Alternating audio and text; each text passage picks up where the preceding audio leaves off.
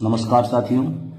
कि आप only OPS और ये पूरा देश समझ गया। यूपीएस में 96% लोगों ने नकार के ये साबित कर दिया कि उन्हें ओपीएस चाहिए। ये पूरे देश का कर्मचारी जो पदोन्मुख होंगे वो अपना खेल खेलेंगे, वो बड़ी बात नहीं है, हर दौर में चलता रहता है। और सत्ता के पक्ष में बैठना दुनिया का सबसे आसान काम है। सत्ता से आंख में आंख मिलाकर सवाल करना दुनिया का सबसे कठिन काम है। मुझे फख्र है अपने साथियों, अपने संगठन पर कि कम से कम हम लोग मजबूती के साथ आंख में आंख मिलाकर सरकार से कह रहे हैं। आज 2025 में हम सब ने क्या खोया और क्या पाया। आने वाले 2026 में आगे की रणनीति, आगे की तैयारी और आगे कैसे हम अपने मिशन को आगे बढ़ाएंगे, तमाम महत्वपूर्ण बातें हैं जिसमें आप सबका सहयोग बहुत जरूरी है। किन्हीं कुछ विषयों पर आपसे बात करेंगे। और हमने जैसे 25 नवंबर 2025 को जंतर मंतर पे एक बात कही थी, शायद आज बहुत सारे लोग इसको महसूस कर रहे होंगे कि वो बात यूं ही नहीं निकली, कलम चलाओ आंदोलन बढ़ाओ, वो यूं ही नहीं निकली। उसके पीछे का कोई बड़ा कारण होगा, कोई बड़ी बात होगी, तभी बात हमने कही है। मैं सबको कहना चाहता हूं, अब कलम क्रांति की जरूरत है, बिल्कुल कलम क्रांति की ही जरूरत है। रक्त क्रांति नहीं, उससे बड़ी धार होती है कलम की क्रांति। और अब चलाओ आप लोग अपना हक, अपना अधिकार, अपना भविष्य अगर बचाना है तो कलम चलाना पड़ेगा। और सरकार पर कहीं न कहीं प्रेशर है, खास करके हमारे मुद्दे पर, पुरानी पेंशन के मुद्दे पर। आप थोड़ा सा एक दृष्टिकोण डालिए। शिक्षकों, कर्मचारियों, नौजवानों के किसी समस्या पर सरकार कहीं भी हलचल में नहीं है, लेकिन एक विषय है जिस पर प्रेशर महसूस करती है और रोज संशोधन पे संशोधन करती है।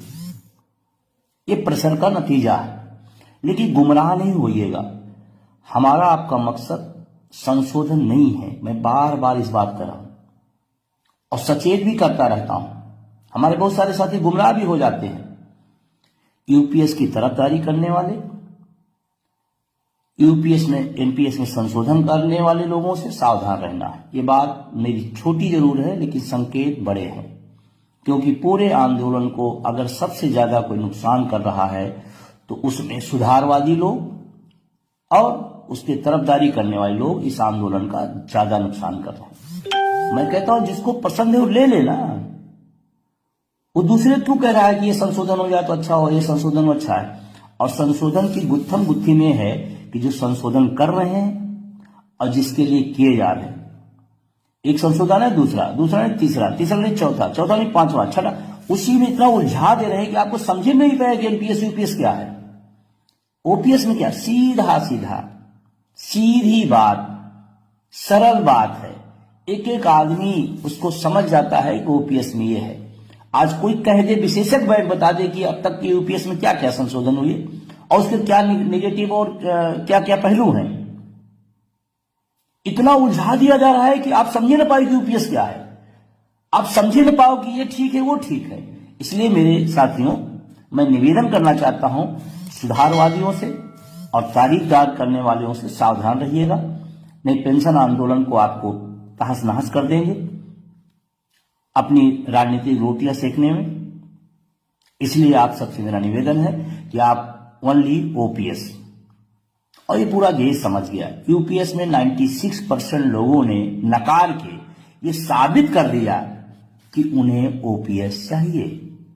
ये पूरे देश का कर्मचारी जो पदोन्मुख होंगे वो अपना खेल खेलेंगे, वो बड़ी बात नहीं है, हर दौर में चलता रहता है। और सत्ता के पक्ष में बैठना दुनिया का सबसे आसान काम है। सत्ता से आंख में आंख मिलाकर सवाल करना दुनिया का सबसे कठिन काम है। मुझे फख्र है अपने साथियों, अपने संगठन पर कि कम से कम हम लोग मजबूती के साथ आंख में आंख मिलाकर सरकार से कह रहे हैं कि आपकी एनपीएस ठीक नहीं है, आपकी यूपीएस ठीक नहीं है, हमें ओपीएस चाहिए। इतना मादा भी सब में नहीं होता है। हम अपने तमाम साथियों को धन्यवाद देता हूं, इस बात के लिए बधाई देता हूं जो इस अटेवा एवं ओपीएस उसके सहयोगियों के साथ खड़े हैं। वो आज के जमाने के बहादुर हैं, असली राष्ट्रभक्त हैं। राष्ट्रभक्ति इसमें नहीं होती है कि सरकार की चापलूसी करिए, गलत नीतियां उसकी भी तारीफ करिए। एनपीएस आया, गलत है तो गलत है। फोटो खिंचाने, बुके देने से ओपीएस बहाल होनी होती तो हो गई होती। सड़कों पर संघर्ष से होगा, और अभी तक जो मिला है वो संघर्षों से मिला, सड़कों पर।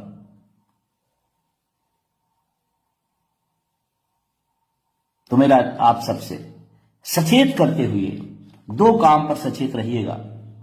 एक तो तरफदारी करने वाले और संशोधनवादियों से। हमारा लक्ष्य ओपीएस है। कौन पदों की लालसा में गुमराह कर रहा है वो आप सब जानते हैं। एक निवेदन और जो है, कलम चलाइए।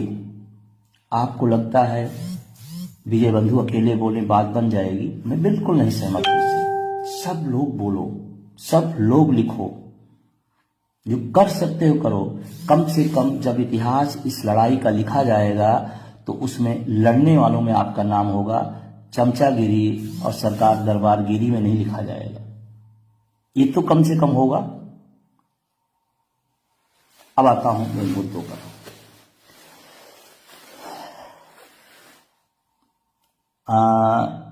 जब मैं सरकार की बात करता हूं, और सरकार कोई भी होगी, गलत करेगी उसकी आलोचना होगी, और सरकार को सुनना चाहिए। और सवाल सरकार से ही होता है, जो सत्ता में बैठेगा उसी से होगा। कल डिबेट थी, उसमें विपक्ष के भी एक प्रवक्ता ने गैर जरूरी जानकारी, गलत तथ्य दिया। मैंने उसका भी प्रतिवाद किया कि आप विपक्ष में शायद इसीलिए हैं क्योंकि आप तथ्यों को समझ नहीं रहे हैं, तथ्यों को लेकर के सड़कों पर संघर्ष नहीं कर रहे हैं। तो हम ओपीएस के लिए हैं, हम किसी पार्टी के लिए नहीं हैं। सत्ता पक्ष के ने कहा बोझ है, मैंने उसका प्रतिवाद किया। विपक्ष के लोगों ने ढंग से प्रस्तुतिकरण नहीं किया ओपीएस के मुद्दे पर, मैंने उनका भी प्रतिवाद किया। तो आपसे भी मेरा निवेदन है कि जो कर सकते हैं करिए। मैं बार बार इस बात को कह रहा हूं, और मैं बता रहा हूं, जिस दिन हर व्यक्ति अपना 10 से 20% दे देगा, ऐसा न मानिए कि नहीं कुछ होता है। और उस दौर में जब सब चुप हों, एक संगठन है सीना तान के पहले दिन से रात तक ओपीएस की बात करता है। और ऐसा नहीं संघर्षों से चीजें नहीं आई हैं, संघर्षों से आया है, बहुत कुछ आया है, अभी और आएगा। और हम उम्मीद करते हैं 2026 हम सबके लक्ष्य पूरा करने का वर्ष हो, हम सबके मिशन का जो सपना है वो पूरा हो। शुभकामनाएं देता हूं पूरे देश के नागरिकों को, पूरे देश के साथियों को, कि नया वर्ष हम सब के लिए सुखद हो, समृद्ध हो, स्वास्थ्यवर्धक हो। ये जरूरी है, लेकिन होगा कैसे, इस पर भी ध्यान रखना पड़ेगा। कैसे होगा, कौन करेगा? कोई और नहीं, आप स्वयं आप अपने को चेक करिए। इस आंदोलन में हमारी कितनी भूमिका है। आप पद पे हैं या नहीं है, वो कोई बहुत बहाने नहीं लगता है। बहुत सारे लोग पदों पर बैठे कुछ नहीं कर रहे हैं, बहुत सारे लोग बिना पद के बहुत अच्छा कर रहे हैं। तो आप अपने से क्वेश्चन करिए, अपने से पूछिए कि क्या इस आंदोलन में आज के दिन हमारी क्या भूमिका रही। क्या हम अपने पद का, अपने मिशन का, अपने दायित्व का हम निर्वाह कर पाए। नए साल के लिए यही मैसेज है मेरा कि आप अपने अपने दायित्वों को अगर निभाने का 10 से 20% लक्ष्य रखिए तो आज दिसंबर 25 है, दिसंबर 26 के पहले पहले हम लोग ओपीएस में हो सकते हैं। लड़ाई बढ़ी है, शुरू कहां से की गई, जीरो से शुरू, जीरो से हुई थी। आज हम 70-80% चीजों की तरफ बढ़ चुके हैं। हम फिर निवेदन कर रहे हैं, जैसे शुरुआती दौर में हुआ था गुटों विभागों पदों की दायरे से बाहर निकल करके ओपीएस ले लीजिए। हमारे आपके बुढ़ापे में सिर्फ अगर कोई काम आएगा तो ओपीएस काम आएगा। न कोई पद काम आएगा, न कोई विभाग काम आएगा, न सरकार, न संसाधन, न कुछ, ओपीएस काम आएगा। तो मेरा निवेदन है कि आप अपनी भूमिका निभाएं। अटेवाय ओपीएस उसके सहयोगियों के एक बड़ा परिवार। হয় ছাৰ বাইদেউসকল, এয়া নিশ্চয় সমগ্ৰ দেশতে পুৰণি পেঞ্চন অৰ্থাৎ OPS পুনঃ প্ৰৱৰ্তন সন্দৰ্ভত ৰাষ্ট্ৰীয় অধ্যক্ষ বিজয় কুমাৰ বন্ধু ডাঙৰীয়াই কেইবাটাও গুৰুত্বপূৰ্ণ মন্তব্য আগবঢ়াইছে। সেয়েহে লগৰ বন্ধুবৰ্গক এই ভিডিঅ'টো শ্বেয়াৰ কৰি বিজয় কুমাৰ বন্ধু ডাঙৰীয়াৰ আজিৰ এই গুৰুত্বপূৰ্ণ মন্তব্যকেইটা জনাই দিব।